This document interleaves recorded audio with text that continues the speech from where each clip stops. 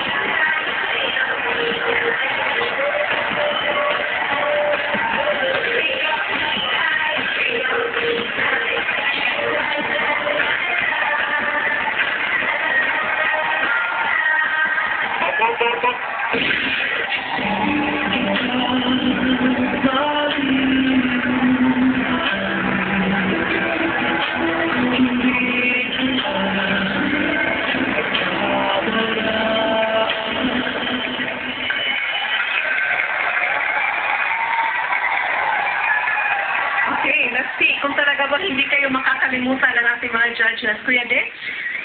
Very entertaining, okay? Hanggang ngayon, nanginginig Oo pa rin nga, siya. parang hindi may malaria. Actually, ang ganda lang yung pagbubuo nila ng concept nila. Tapos kaya lang si Lolo masyadong malantod. Masyadong ano? Malantod. Anong malangkot? Yung magaslaw. Yan. Oo. Pero ang pinagustuhan ko, I had fun. Fun number. Sa sobrang tandaan nila, napagkamalala silang lupa talaga, natutubuan na sila ng dahon. Miss Raj? Pagdating sa mga Pinoy, I think the best tayo sa mga concepts and how to mix the music. Galing! Sana pagtanda ko, ganyan din ang mga moves na makuha ko. Galing ha, Miss Raj? Ha? Mo? Ganito ko rin. Ganyan din ang mga moves ko. Sana din ako, ganyan ko pa. But anyway, it was a lot of fun and it's a different style of dancing, so I like it. Hanggang ngayon, yung character pa rin sila. So, nakakaliw. It must be hard to shake, no, Miss Edna? Well, I really appreciate the different concepts. Kasi we hardly give relevance to the old people, and for sure we don't want to look like that. Sana, no? Sana maganda pa rin yung posture natin. But, ang ganda ng choice of songs, the transitions, ang gaganda. It's very entertaining. I really like the songs that you chose. Medyo inconsistent lang. Minsan parang masigla talaga kayo, tapos biglang balik na naman kayo sa pagmatanda ulit. Ayan,